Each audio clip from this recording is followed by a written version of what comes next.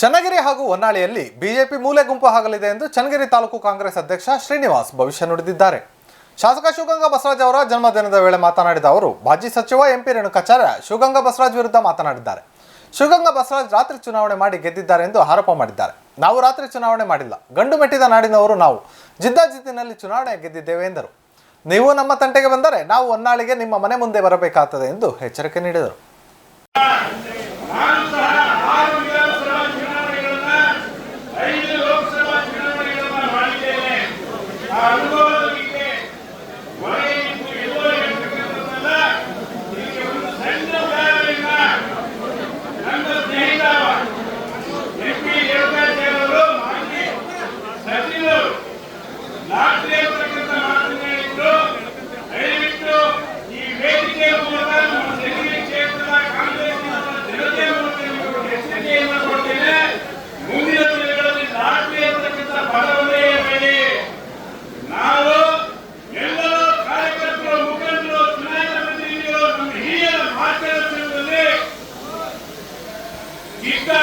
ಚುನಾವಣೆಯನ್ನು ಮಾಡಿದ್ದೇವೆ. ರಾತ್ರಿ ಚುನಾವಣೆ ಮಾಡತಕ್ಕಂಥದ್ದು ನೀಡಿರುವವರೆಗೂ ನಮ್ಮ ಜನರಿಗೆ ಕ್ಷೇತ್ರಕ್ಕೆ ಅನಿವಾರ್ಯ ಅಲ್ಲ ಅಂತಕ್ಕಂಥ ಮಾತನ್ನ ಈ ವೇದಿಕೆ ಮೂಲಕ ನನ್ನ ಸ್ನೇಹಿತ ಮಾಜಿ ಸಚಿವ ರೇಣುಕಾಚಾರ್ಯ ಅವರಿಗೆ ಹೇಳಿಕೆ ನಾನು ಇಚ್ಛೆ ಪಡ್ತೇನೆ. ನನ್ನ ಪುಟ್ಟ ಲೋಕಗಳು ಗಿಟ್ಟಿಗೆ ನಾವಿದೆ, ನಮ್ಮ ಪಾರ್ಟಿ ಅದು ಗಿಟ್ಟಿಸ್ಕೊಳ್ಳೋಕೆ ಬೇರೆಯವರಿಂದ ಹೇಳಿಸ್ಕೊಳ್ಳತಕ್ಕಂಥ ಅವಶ್ಯಕತೆ ಇಲ್ಲ ಅಂತಕ್ಕಂಥ ಮಾತನ್ನು ಸಹ ನಮ್ಮ ವಿರೋಧಿಗಳಿಗೆ ಇವತ್ತು ಹುಟ್ಟುಹಬ್ಬದ ಸಂದರ್ಭದಲ್ಲಿ ನಾನು ಒಂದು ಎಚ್ಚರಿಕೆಯನ್ನು ಕೊಡ್ತೇನೆ. ಇದೇ ರೀತಿ ಮುಂದುವರೆದರೆ ಈಗಾಗಲೇ ಒಕ್ಕೂಟ ಭಾಗದಲ್ಲಿ ಗೋವಿಂದಪ್ಪ ನಡೆದಿದ್ದಾರೆ. ನಾವು ಸಹ ಮೊದಲೆಲ್ಲ ಎದ್ದೇಳಬೇಕಾಗ್ತದೆ, ಪಕ್ಕದಲ್ಲಿ ಮಾಡಿಕೊಂಡವರು ಎದ್ದೇಳ್ತಾರೆ.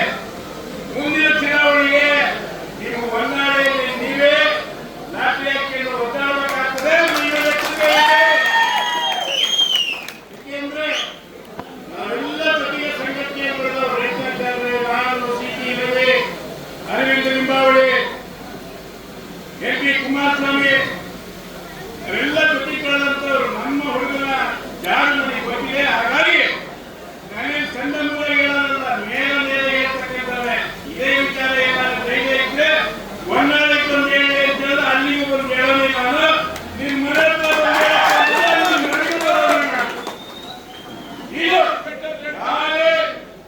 ಮಾತಾಡ್ತಕ್ಕಂಥ ಸಂದರ್ಭದಲ್ಲಿ ಒಬ್ಬ ವ್ಯಕ್ತಿಯ ಭೇದೋವರಿಗೆ ಪ್ರಯತ್ನವನ್ನ ಮಾಡಬಾರದು ಅಂತಕ್ಕಂಥ ವಿಚಾರವನ್ನ ಈ ವೇದಿಕೆ ಮೂಲಕ ಎಲ್ಲರಿಗೂ ನಾನು ಮನವರಿಕೆಯನ್ನು ಮಾಡಿಕೊಡ್ತೇನೆ.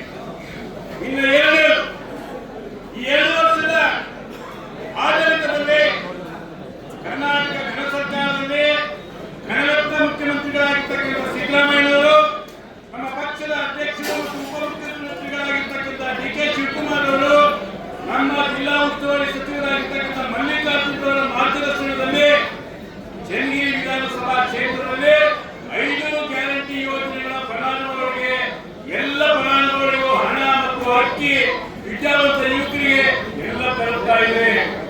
ಹಾಗೆಯೇ ಸುಮಾರು 62 ಕೋಟಿ ರೂಪಾಯಿಗಳ ಕಾಮಗಾರಿಗಳು ಸಹ ಈ 2 ವರ್ಷದಲ್ಲಿ ನಡೀತಾ ಇದೆ.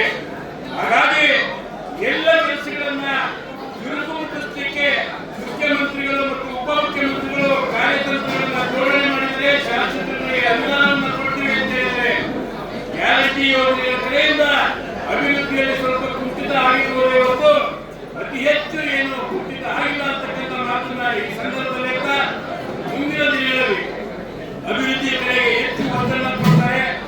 ಹಾಗೆಯೇ 44 ವರ್ಷದ ಒಬ್ಬ ಚಿಕ್ಕ ವಯಸ್ಸಿನ ಒಬ್ಬ ಶಾಸಕನಾಗಿ ವಿಧಾನಸಭೆಯಲ್ಲಿ ತಮ್ಮದೇ ಆದಂತಹ ಛಾಪನ್ನು ಮೂಡಿಸತಕ್ಕಂಥ ಶಿವಗಂಗಾ ಬಸವರಾಜ್ ಅವರಿಗೆ ಆ ಭಗವಂತ ಆರೋಗ್ಯ, ಆಯುಷ್ಯ, ಸಕಲ ಈಶ್ವರಗಳನ್ನು ಕೊಡಲಿ. ಹಾಗೆ ಸಣ್ಣ ಪುಟ್ಟ ವಿಚಾರಗಳನ್ನ ದೊಡ್ಡದು ಮಾಡಿದ್ರೆ ಅವೆಲ್ಲವನ್ನು ಜೀರ್ಣಿಸ್ತಕ್ಕಂಥ ಶಕ್ತಿಯನ್ನ ಆ ವೆಂಕಟರಮಣ ಅವರಿಗೆ ಕಲಿಸಲಿ ಅಂತ ಹೇಳಿ ನಾನು ನಿಮ್ಮೆಲ್ಲರ ಪರವಾಗಿ ಆಶಿಸ್ತಾ ಮತ್ತೊಮ್ಮೆ ಹುಟ್ಟುಹಬ್ಬದ ಶುಭಾಶಯಗಳ ಜೊತೆಗೆ ನಾಳೆ ವಿದೇಶಿ ಪ್ರವಾಸ ಹೋಗ್ತಾರೆ ಕುಟುಂಬ ಸಮೇತರಾಗಿ. ಪ್ರವಾಸ ಸುಖಮಯವಾಗಲಿ, ಸುಖವಾಗಿ ನೀವು ಪ್ರವಾಸವನ್ನು ಮುಗಿಸಿಕೊಂಡು ಕುಟುಂಬ ಸಮೇತರಾಗಿ ಮತ್ತೆ